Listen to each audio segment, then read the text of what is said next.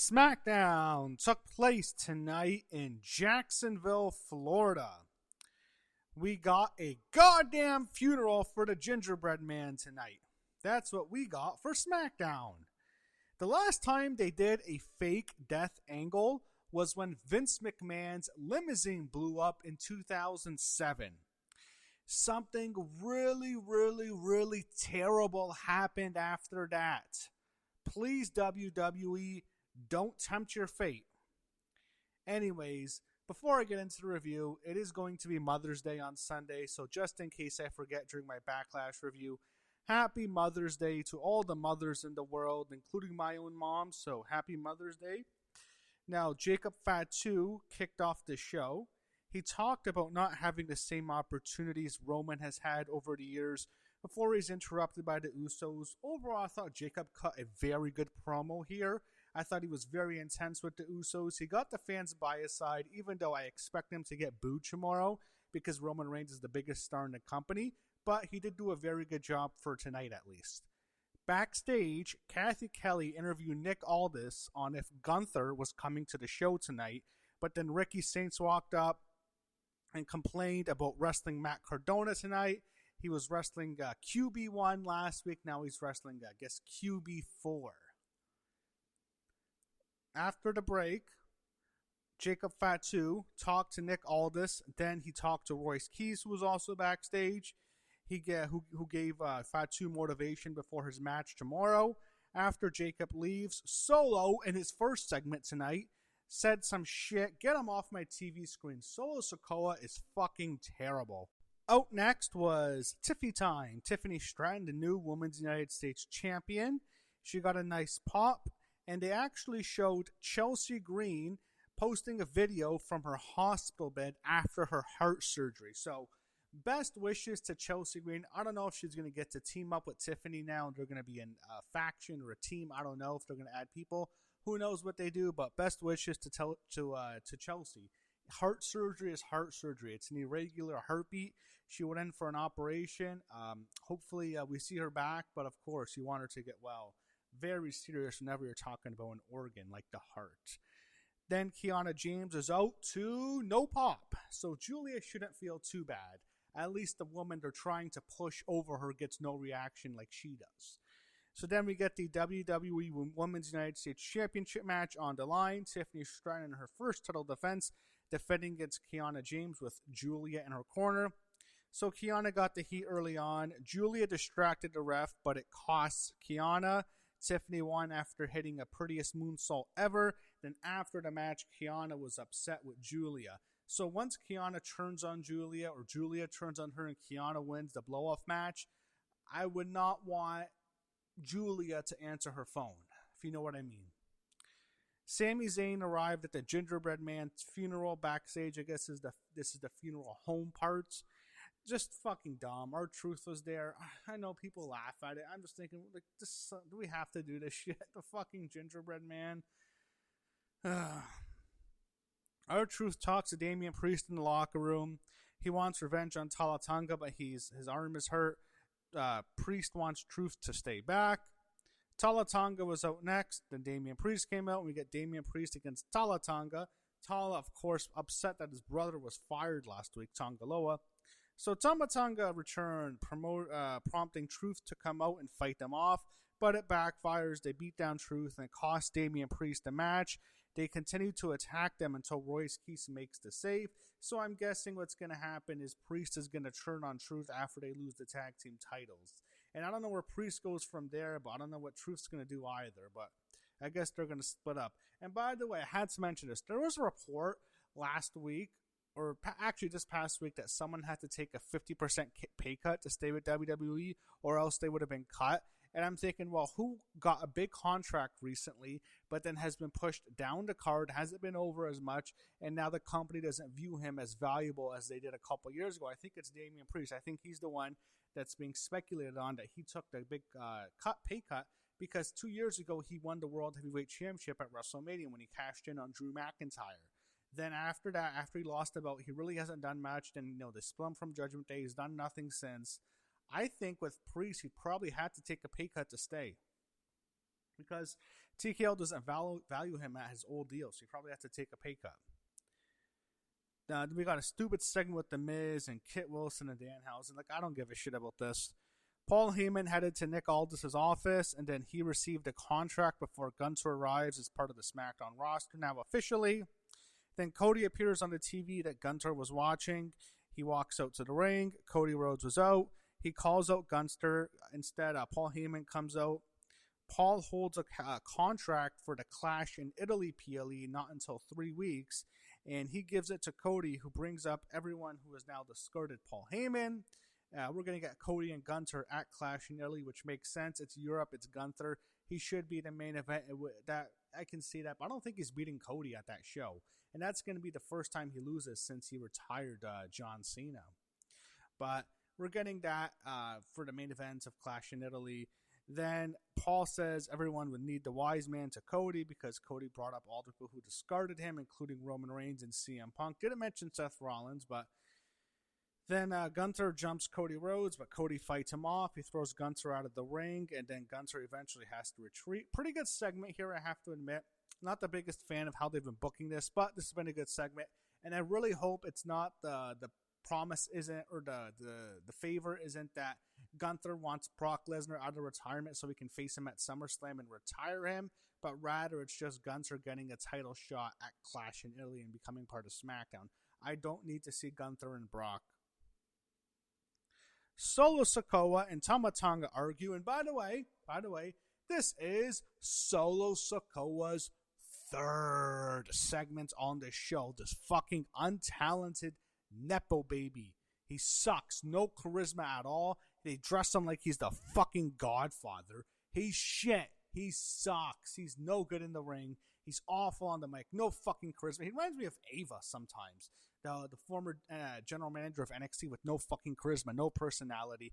Delivers her lines like a robot. Solo just sucks. He's so boring, so dull, just lifeless. I don't want to see him on my TV screen. And he looks like shit. He has one of the worst looks in the history of the company with his hairdo, and they want to make him look like the Godfather. He's supposed to be the Godfather. I don't know. I don't like this guy. He's just awful. And like, this is one of the worst parts of SmackDown. Every single week, he's getting multiple segments. Every single week, we get the Solo Sikoa show. Why? Anyway, Matt Cardona was out next. After the break, Ricky Saints came out. We get Ricky Saints against Matt Cardona. Ricky won with the Rochambeau, what you'd expect. I think he should have beat Cardona last week in his debut, not lost to Cody. Then we got the funeral of the Gingerbread Man, still the backstage funeral home part, I guess. Sami Zayn was talking to Johnny Gargano, planking on a table. Listen, Johnny, just go to AEW when your contract's up. Don't you dare come back to this fucking company. Ugh. And then just join Tommaso Ciampa in there. He needs to go. Rey Fenix was at the funeral as well. He can't go because he burned the bridge, so he can't go back. But he's doing nothing. At least he has AAA. That's what Rey Fenix can do. We see Brie Bella and Paige walking backstage, heading to the ring. Then we got a Blake Monroe vignette. And then we had Brie Bella and Paige out next. I don't really care about them. I'm not a big fan. I don't think they should have won the belts at WrestleMania. They're interrupted by Fatal Influence. They're getting heat again, but I don't know. It just feels like the heat's being piped in. It doesn't feel organic to me. Then Fallon Henley unfortunately tripped over her words. I really like Fallon still. She's really cute, but yeah, she did mess up here. Then the Irresistible Force as Nia Jackson Lash Legend came out. They chanted, "Whoop that trick" at Lash with they kind of incorporated it, Nia and Lash, into the segment. Nia and Lash then attack the champions. And then Rhea Ripley comes out after Brie Bella and Paige got their asses kicked. Rhea is out. After the break, Charlotte Flair and Alexa Bliss come out.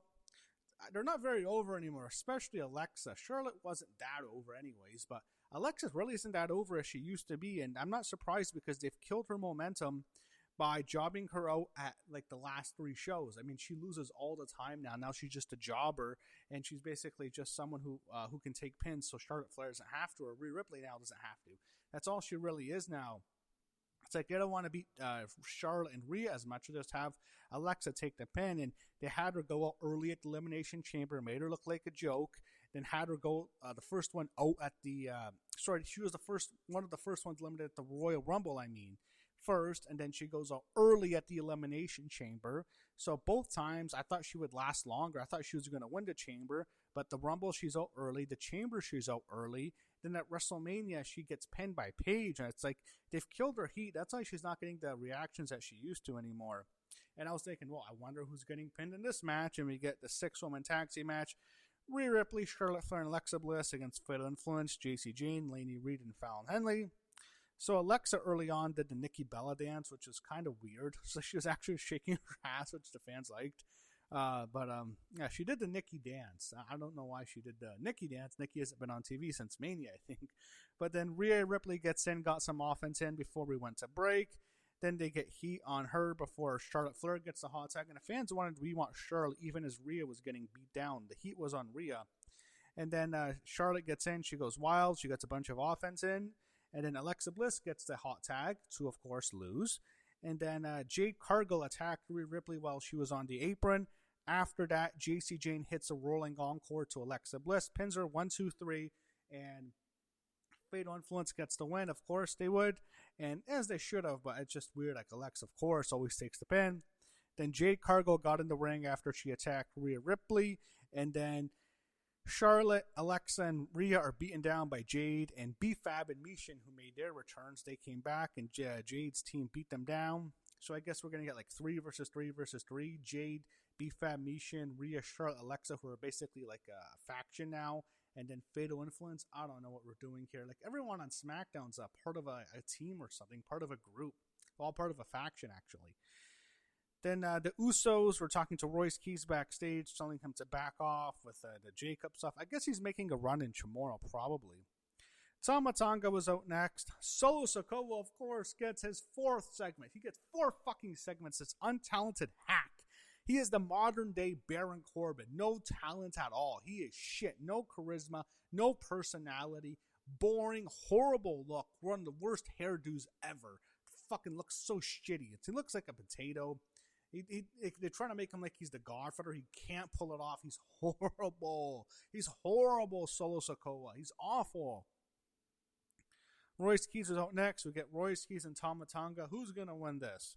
Royce Keys got the win. I was just waiting for this match to end. Just like pushing Solo Sikoa as the Godfather and giving him all this TV time is one of the biggest problems with SmackDown. And I was kind of analyzing the show tonight. I'm thinking, why is SmackDown so fucking terrible every single week? One of the biggest issues is Solo Sikoa because he gets so much TV time. Danhausen was mixing chemicals backstage. He was literally trying to clone himself. What the fuck, man? Nakamura, who is still with the WWE, by the way, talked to a disappointed Tama Tonga backstage before Tama Tonga confronts him, telling him to back off, whatever. They previewed a Backlash card. Nick Aldis tells Trick Williams that the rest of the broadcast is his. And then we get the funeral of the Gingerbread Man. They have an open casket in the ring with the black mat on the ring, so it's like a funeral, and everyone's dressed in black. Trick Williams comes out, and he's there to mourn the Gingerbread Man. They play sad piano music with a choir performing with Trick Williams. Really, they had a choir, I'm not lying. And then we got a sad funeral slideshow, like you'd see one if you've been to a funeral. That's what we're getting here. Total AI slop. They show them like a historic world monument. I don't fucking know what this was. It felt like a fever dream. I'm thinking they're doing a fucking funeral on the main event of SmackDown for a fucking gingerbread. A gingerbread man. Like, what the fuck am I even watching anymore? Then finally, Sami Zayn interrupts him. Sami cuts a long promo. Then Sami attacks Trick, and then what happens is, as Sami was attacking him, the Gingerbread Man, who's in the casket, in the open casket, sits up like the Undertaker. Remember that meme with the Undertaker sitting up in the casket? The Gingerbread Man sits up like the Undertaker and attacks Sami Zayn with a candy cane, kendo stick, and May. I don't know what the fuck I'm even talking about. A rapper, some unknown rapper who nobody knows, some loser like Lil Yachty, is dressed up as a dead gingerbread man, rising up out of a casket, sitting up like the Undertaker, attacking Sami Zayn with a candy cane, kendo stick on SmackDown in May. What the fuck?